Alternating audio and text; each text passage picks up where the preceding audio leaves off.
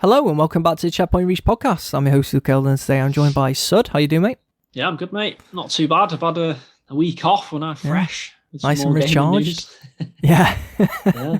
Of course. So, yeah. It's cold though, isn't it, outside now? So mate, coming into winter. Don't. Hoodie weather, jumper weather. It's time for sitting in and playing games, especially with these all these restrictions going on. So. Yeah, and some more lockdowns obviously across the UK. So if you are listening to us and you're in the UK, we hope you're safe and well and doing as best as you possibly can be. But yeah, I mean, last week obviously was a big week in terms of the release of the consoles and everyone trying to get their hands on one. Well, yeah. Congratulations to you. You got your hands on both, PS5 and Series S. Did you get Series S? Yeah. I got Series S, yeah. Yeah, I think, to be fair, it was more luck than anything with the PS5. I was just... Because after the event, it was straight after the event, wasn't it? Literally, yeah. It was like an hour after. I was just randomly on the game website, and they went up, and I was like, right, I better go on now before there's a mad rush, and I managed to get one. Yeah, that it's is still lucky. slow. It still took me a while to go through the checkout and stuff, but I did get one. Mate, you did better than me. I could not get my hands on a PS5. So difficult. And but to be fair, we both got Series S really easily, didn't we? That was easy to get, to be honest. Yeah. The Series X was apparently hard to get. Oh, really? Yeah, it was a lot harder to get the Series X. But the Series S, I think you can still even get the Series S at some places. But yeah, that was a bit easier. So looking forward to it now. It's not even that long now. What we are? Yeah, we're like 5 weeks away from the S and like 6-7 weeks away from the PS5. So. And I really can't wait. I must admit, yeah, looking forward to get my hands on the next gen. It's gonna be great. And obviously, we're here to discuss some news from this week, and it does start with, well, I say next gen game, but it's going to be a remaster for the PS5. Yeah, and it's the SpiderMan remaster, because obviously they have changed our boy Peter, and has a tweet that I'm looking at right now that says, "Look how they massacred my boy." I'm kind of in the same boat, you know. No, I completely agree. I mean. It's funny because I've seen a lot of people sort of arguing like who cares sort of thing, but I kind of do care. I like the look of the original Peter Parker. Like some people said he looked like he was 30, and I was like, I didn't really care. It was like he looked fine. I don't just like it suited the character. You know, obviously the voice is staying the same, which is obviously a good job because that would have been a disaster. Oh, he was perfect, wasn't he? Yeah. I can't remember the guy's name, but you're usually pretty good with names. Yuri Lowenthal or something, I think. Right.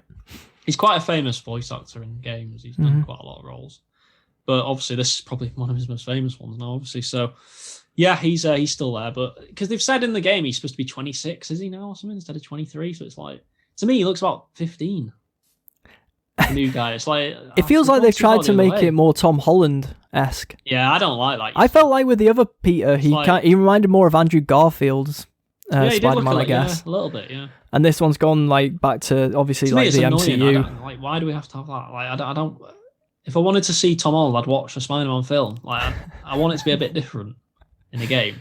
So it's, so I don't know. I mean, I do find it weird that they make these decisions sometimes. I mean, apparently the main reason was because of the age thing, and like they thought he looked too old and stuff. But you know what though? When I played that game, I didn't once think, oh.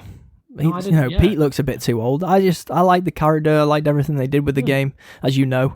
Big fan of it. So it's strange to me that they are changing it. I mean, I know there's probably plenty of people out there who do think the new one looks better. I actually showed my girlfriend because she did play a bit of the Spider-Man game, and she preferred the new character model. Really? Yeah. Wow, I was disappointed. Surprising. Yeah. Disappointed in their choice. Even the hair looks weird. And the hair doesn't look right. Do you know what I mean? It doesn't look like Spider-Man's. I don't know. It just doesn't. I don't know. There's something off about it, really. But well, we were attached to the other Pete, essentially. Yeah, I know. And I've heard the argument. People saying like, "Oh, if this had been the original Pete and then they changed, people would have moaned." Yeah, we would, but that's the point. Why change it? But because what makes me laugh is obviously they've got Miles Morales now, who's obviously supposed to be younger than Pete, isn't he? He is supposed to be like. Is he supposed to be like 18? Maybe. maybe a little bit younger. I thought he was like 16. Yeah, I mean, maybe. I'm not sure though, to be honest. You've got the younger sort of Spider-Man. So what's the problem with Peter being a bit older? If anything, it makes sense for him to be more of a mentor, which he is going to be a mentor, isn't he? You'd imagine in Spider-Man 2, he's going to be more of a sort of mentor for him. Oh yeah, I think me and you have both predicted mentor, and then he ends up probably, kicking the bucket. Well, yeah, maybe. I mean, I assume Spider-Man 2 is going to be you play half the game as like Pete and half the game as Miles. That's just my prediction. Mm-hmm. And then you reckon maybe the final one in the trilogy, if it is a trilogy, is Miles. Maybe like Avengers Pete's death or something. Yeah, maybe I'd go that way. Mm-hmm. Or Pete has some like, I don't know, life-changing injury, so he can't be Spider-Man anymore, or something. No, but you know what I mean? Maybe you can imagine that, can't you? Like, he breaks his back or something, or like, or Batman-esque. Maybe Miles would be like wheeling Pete in a wheelchair or something at the end of the game or something like that. To be honest, I think Pete's going to be 6 feet under by the end of the second one. Yeah, we'll see.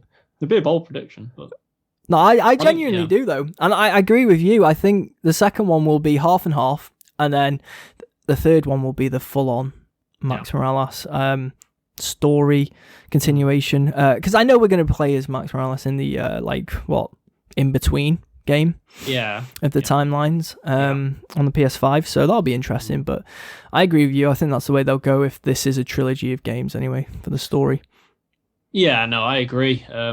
I think as well, to be fair, we're probably going to be... I think we're going to have to wait a few years for Spider-Man 2. I think we're probably looking at 2023 now, at least.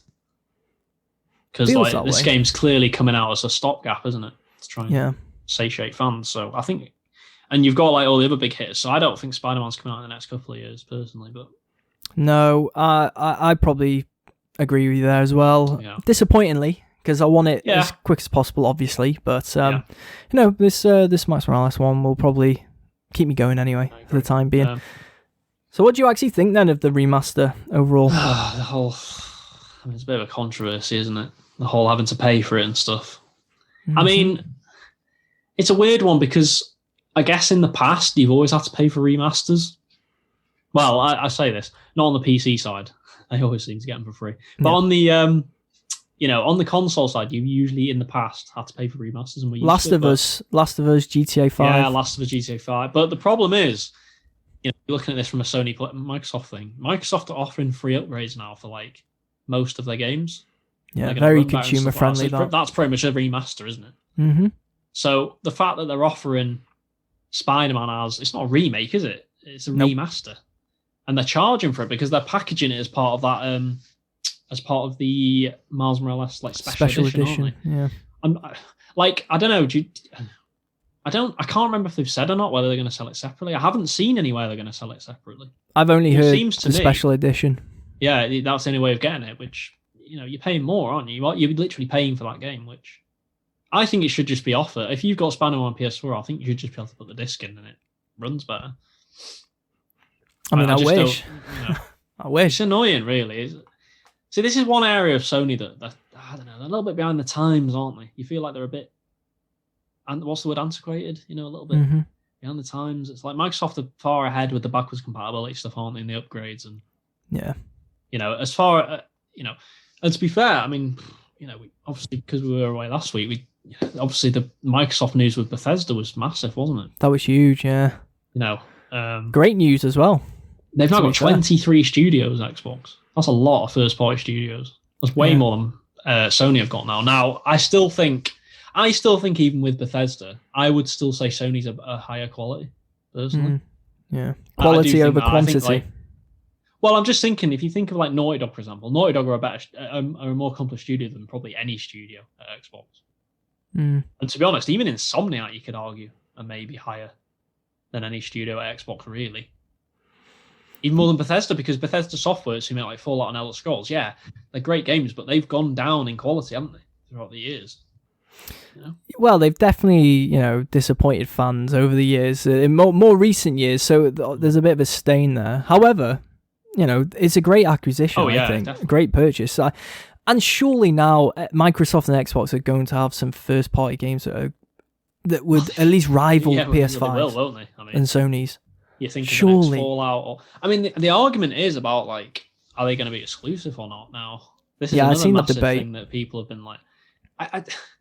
to me, like, it's funny because Microsoft's whole strategy has been like have everything everywhere, but like then I think why would they put it? Wouldn't make sense for them to put these games on PlayStation, would it really? Because yeah, people say, oh, they'll get loads of sales, and so, yeah, they will, but you want people to come over to your platform.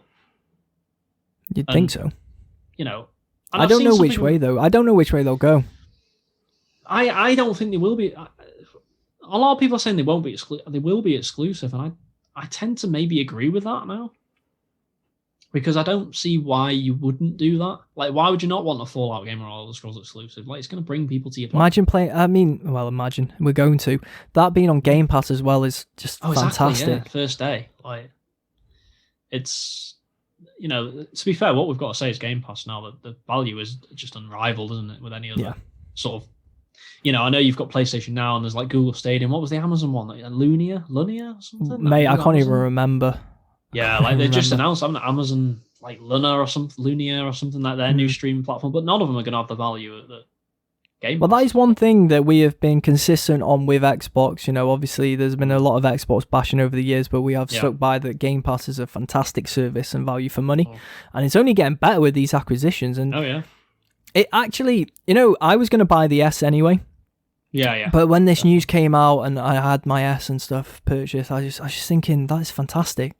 There's just more reason to have an S. Well, I wasn't going to be getting an S. Oh, at one point. This swung you all the way. Yeah, I guess it did come a couple of days before the pre-orders. So, I mean, I was maybe swinging towards getting one anyway, but then I was like, it's a no-brainer now. Mm-hmm. Like, if I can play like Fallout without having to pay £70 for it, why wouldn't I? Exactly. So, and Game Pass gets lots of third-party games quite quickly now. I mean, Doom Eternal has just gone on Game Pass, which only came out in March. Yeah. Like, they're getting big, and, that's obviously a Bethesda game, so, you're going to see more of them, like, old games coming across now to Game Pass, aren't you? You are. You'd assume. So, I don't know, it's great value, and I don't know, I get the sense the tide's starting to turn a bit. I don't know. Of, like, no, don't get me wrong. It's very early.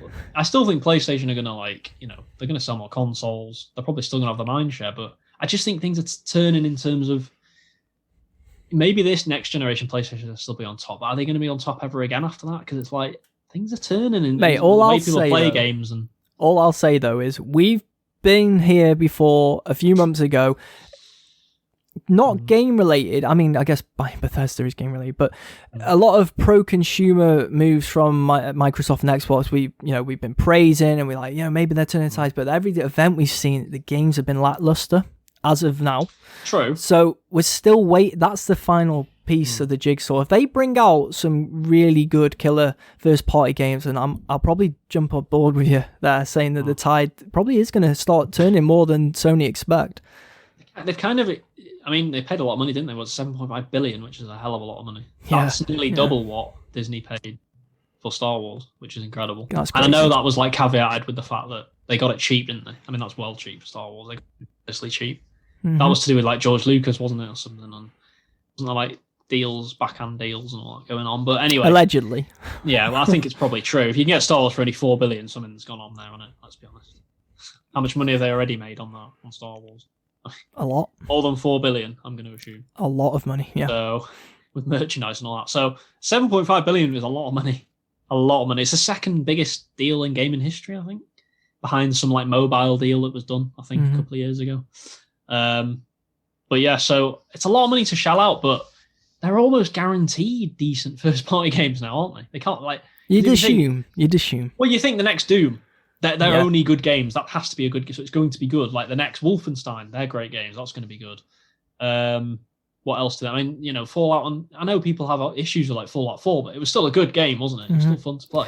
And next Elder Scrolls. So Starfield. Mate, if Elder Scrolls was actually an exclusive as well, that is massive. Oh, massive, huge. That is massive. Oh yeah, and this Starfield game could be massive. Yeah, it really could. It's a space. Well, me and you are definitely going to give it a chance. Oh, 100%. Yeah.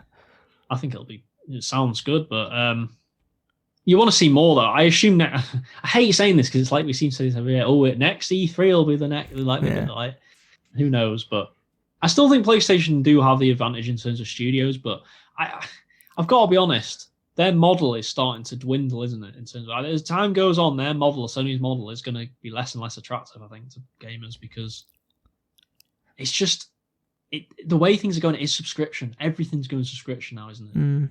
And Microsoft are way in the lead over Sony in terms of that. Surely Sony this generation will up their PlayStation now, though. Well, they'll have to, won't they? To compete. Or they'll be left behind. I'd assume Can they afford it, though? Like, this is the thing. Like, Sony are nowhere near as big of a company as Microsoft. Can they afford to be doing deals? Because I've seen people saying, "Oh, Sony are going to have to buy a big name in response. So buy Capcom, buy Konami." I don't think that's a rumor. Realize that Microsoft can. That's another rumor. Yeah. Microsoft apparently rumored to be buying Sega. Yeah, we did see that rumor, didn't we? Yeah. I mean, there was that like all weird stuff with the controller. And the blue controller. That ended up not being. And that worker on Twitter doing like that or something at a desk. Yeah, very weird. Very weird. I don't know if that'll happen or not, but there is rumors they're going to buy more studios before the end of the year. But who knows who that'll be? Maybe it'll be a smaller one this time, but I just can't imagine Sony having the money to go, "Oh, let's buy Capcom for like $3 billion or whatever." It's like, I don't know. Sony don't really do that. Yeah, it'd be a shock. I guess we'll have to see how it plays out. I feel a bit like really interesting. It will be. I feel like though with Microsoft, I feel like it's been a Liverpool fan back in the day.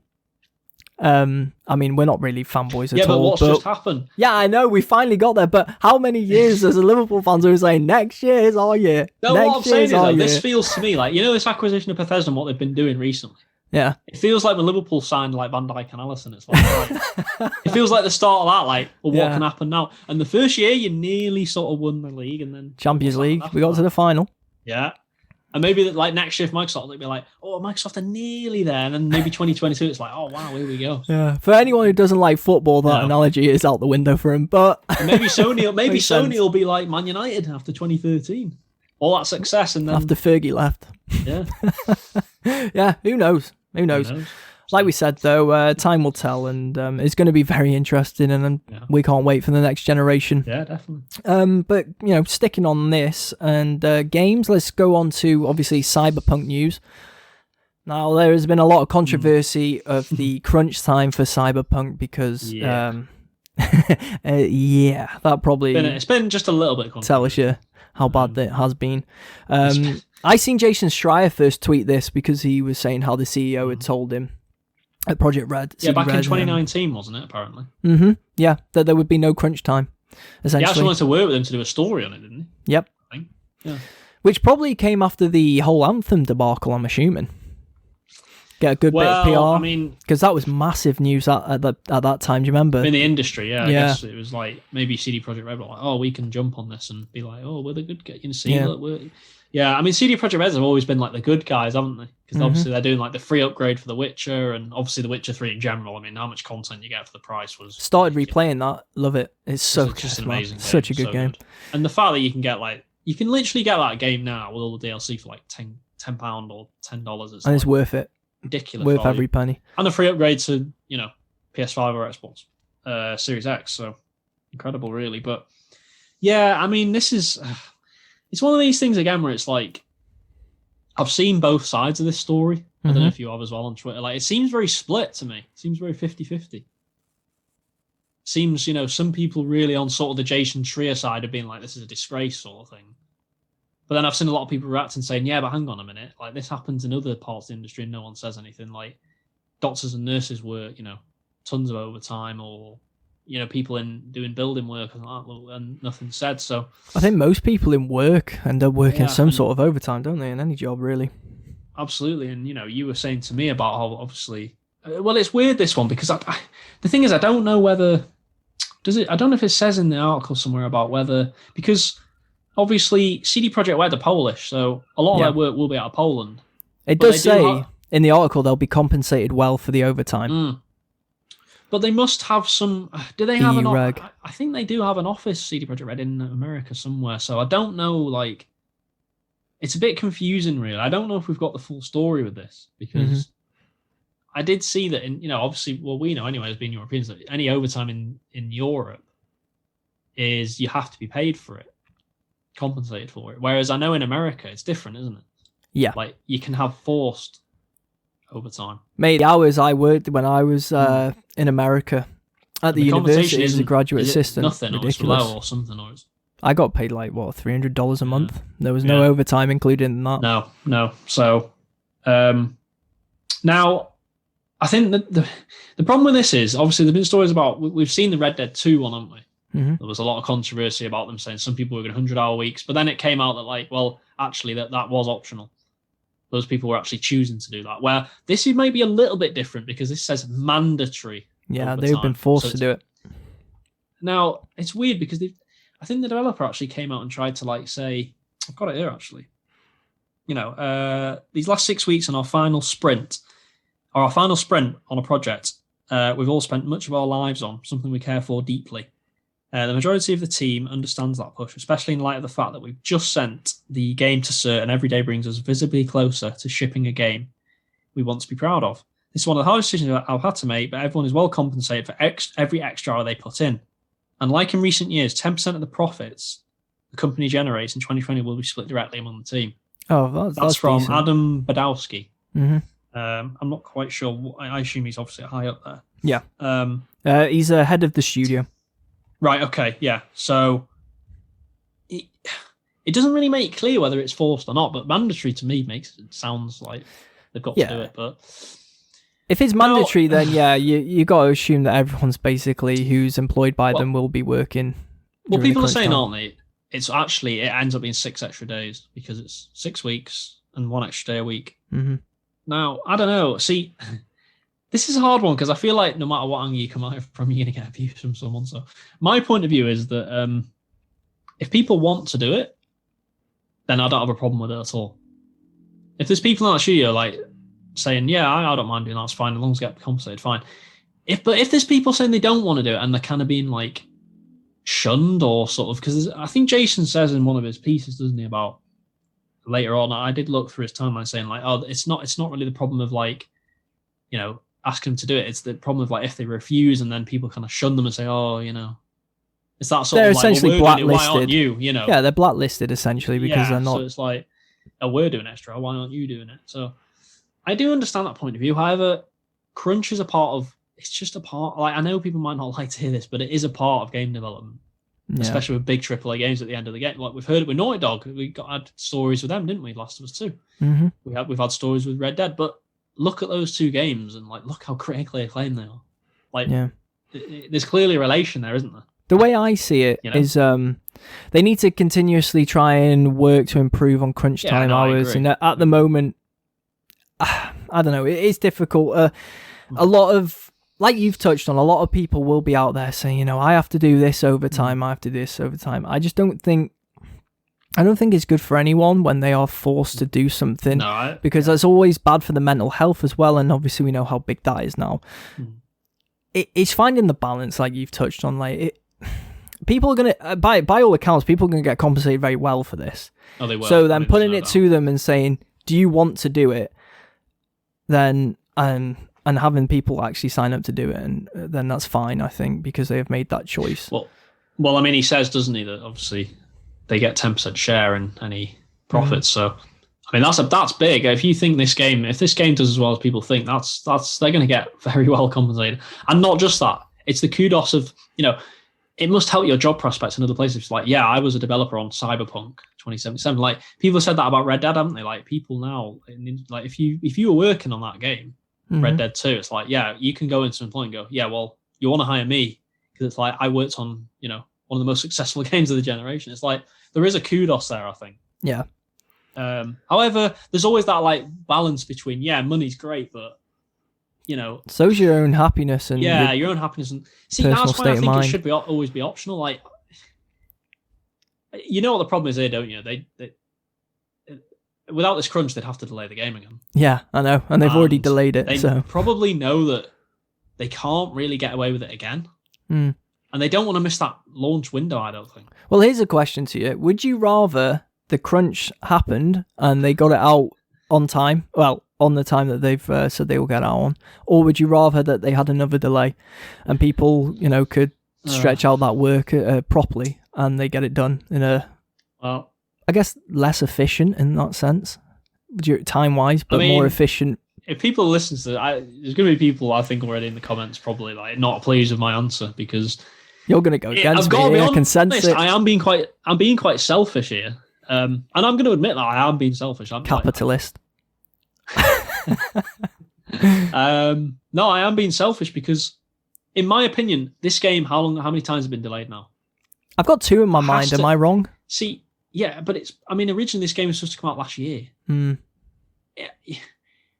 I think there has to be a point where you go, enough's enough. You got to take into account though the pandemic. Yeah, okay, fair enough, but that gives them like the delay till now. You know, it was originally going to come out in April, was it, or something, and they delayed it again. They have had a lot of extra time now, you know, and I get that they're perfectionists at CD Projekt Red, clearly. I mean, that's pretty obvious with how many delays there's been. But I just think there has to come a time where you kind of, you've got, you know, what is it, shit, what's the term, shit or get off the pot? Like, you know? That term in my life. Well, I might not have said it right, but it's I something definitely like that haven't anyway. heard you say it, but no.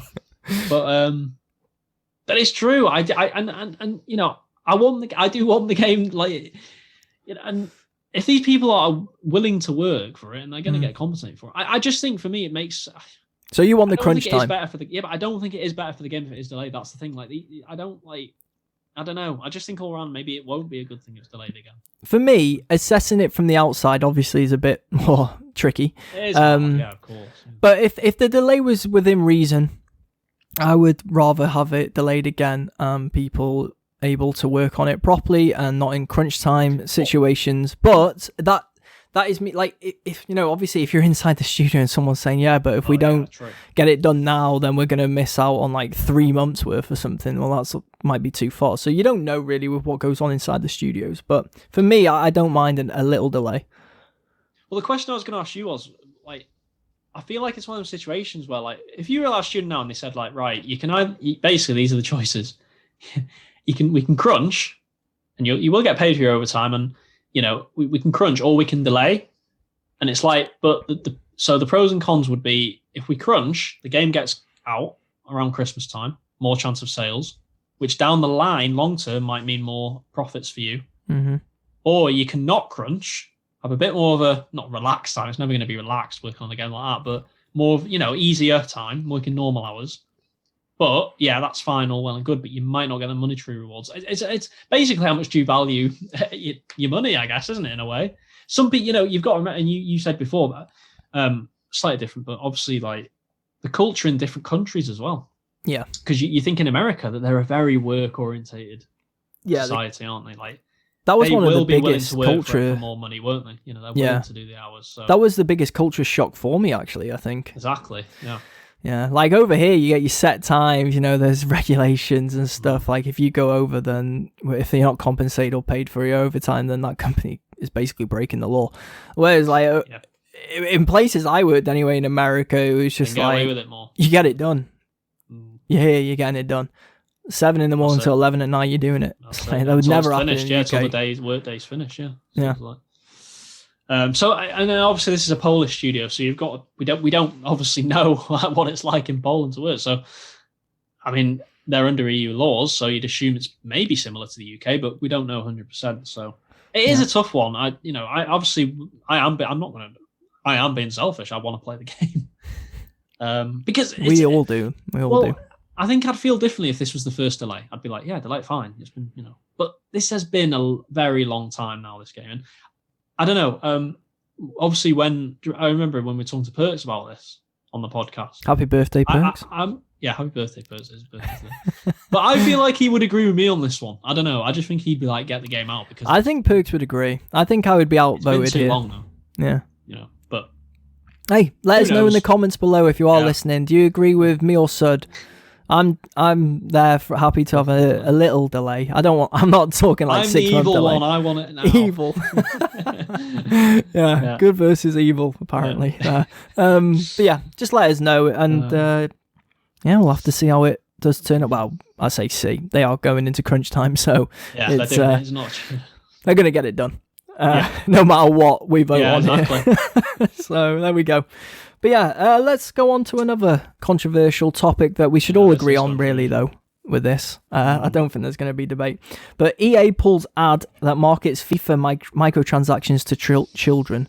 This comes in a child's magazine, essentially, where, it was put on Twitter by All FIFA Mistakes. And it just literally says, put your 2 eyes on step 2. This isn't okay. And it's a child's magazine. And essentially in step 2 of this magazine, it says...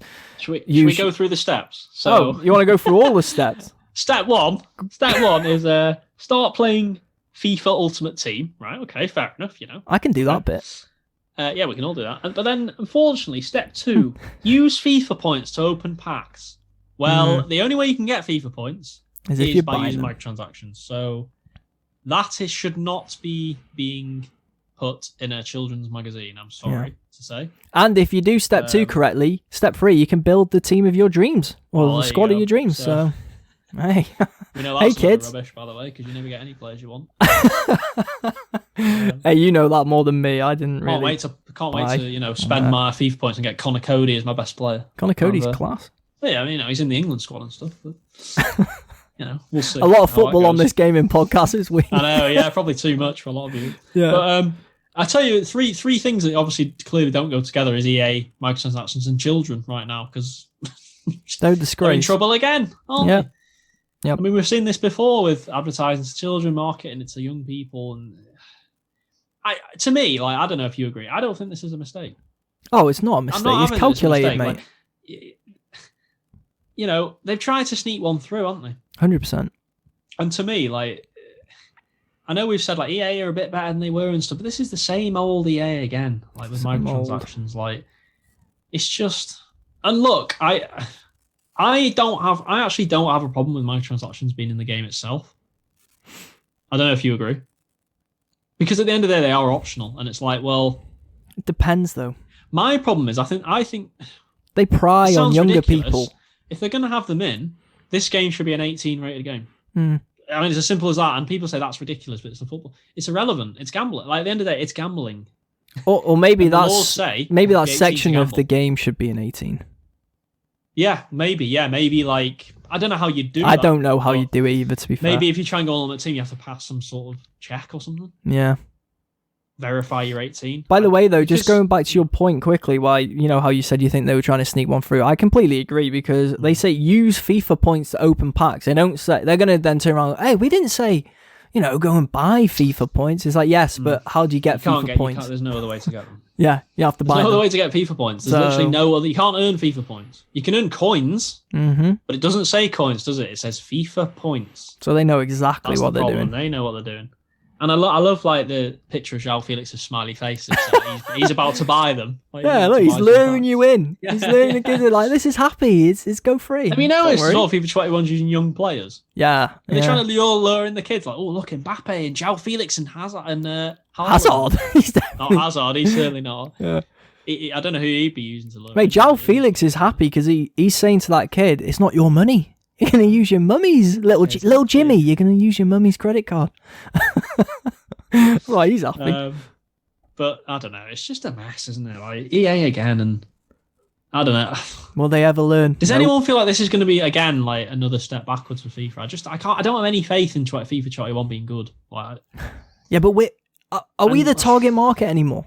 Well, clearly not. If you're looking at everything that's, I mean, look, this is a taste thing, but it's the whole we saw the soundtrack before, and it's all UK rap, and that's yeah, fine if you want to go in that direction, but it's clearly their target audience is young teens now, isn't it? I mean, that's, Do you know what annoys me about that though? I used to find so many songs when I was a teenager. Songs. They were great. I used to listen to German songs that they had on there.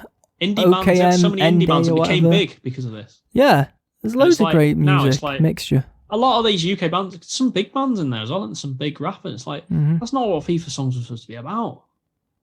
They weren't supposed to be about the big bands. They were supposed to be about finding niche bands that, and it's it's a bit disappointing to me, but that's their decision. That's fine. That's up to them. But it's just, at the end of the day, the music is subjective, isn't it? Yeah, and like I've touched on, though, I do feel like we're no longer the target audience. No. Just with the way the game's marketed and stuff now, it definitely aims towards the younger audience. And obviously, the whole esports angle is towards people with better reflexes than us, basically. Because we're too old now. I mean, if we tried to go and eat, we'd absolutely destroyed, wouldn't we? I wouldn't even want to We're too play. old now. Too old. Gone are the days, mate, where we used to be able to get wins on the cheap. I did anyway. David Beckham. Our reactions are not the same as they were, unfortunately. No, those days are gone. They're dead. They're dumbbound. Dead. Well, they may as well be dead. I'm not that old. I'm not that old, but they will be soon. But, yeah. I mean, the article even says this isn't the first time, is it? I mean, we saw Battlefront 2. What a mess that was at the start. Yeah. What a mess. Do you remember? Was it like it took 40 hours to unlock the Darth Vader, or you could buy him for like £5 or something? Mm-hmm. There's a joke. I mean, to be fair, they did improve Battlefront 2 a lot. You know, they did improve it, but it's too late by then, wasn't it? To be honest, there was never an issue with the actual game. No, the gameplay was great, but they left a sour taste in your mouth because of all the shitty microtransactions, and they suffered for it, and rightly so. It's like with this one. I think I read the other day that the UK government as well are asking people if they advice essentially on if they think it's gambling or not. I mean, don't want to get too political, but you know, I don't know. I wouldn't be. They don't know their arse from their elbow. Yeah, I'm not sure that they're the best people to be gaining advice from others because they don't know themselves. So. No. Not that we want to be too political on this podcast, of course. But... No. Proof's in the pudding. That's all I'll say. Yeah, but exactly. I just this is a disgrace, and EA they'll probably get away with it again, and we'll just keep going. How many more games are we going to see next generation? Where it's like, oh, EA again, like you know, it's like it's going to happen.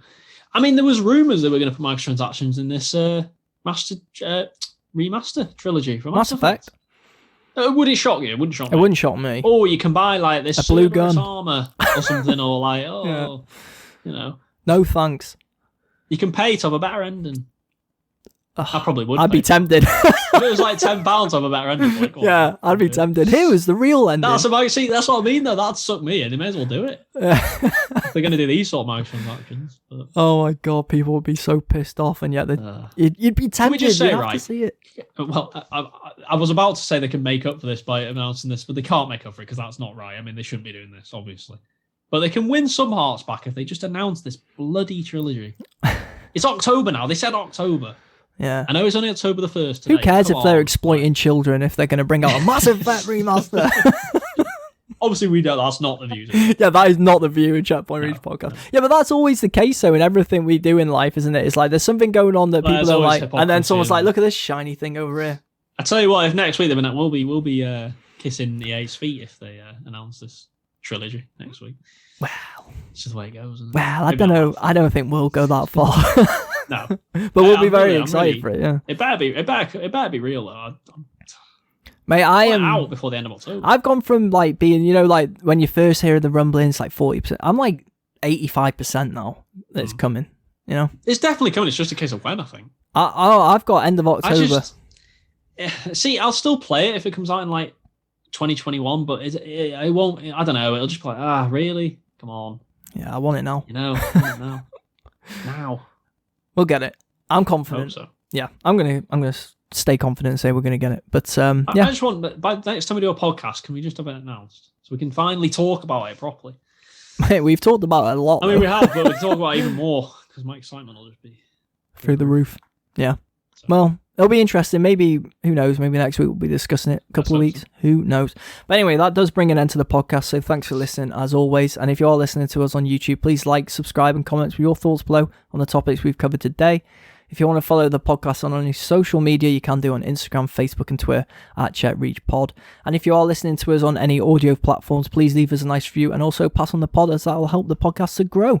You can also follow me and Sud on social media. Where can people find you, Sud? So for me, it's just on Twitter at David10Spud. And you can follow me on Twitter and Instagram at Leld, LEL3Ds at a 9am for Instagram. Also above us. Which, yes. And I got it right this week. When we had Troy on, I had Troy's Twitter. Yeah, there's no Instagram above my head, but the links will all be in the description below. There definitely is Twitter. Yes, that is for sure. But yeah, thanks for joining me as ever, Sud. And we'll be back next week to discuss some more gaming news. Bye, guys. Bye, guys.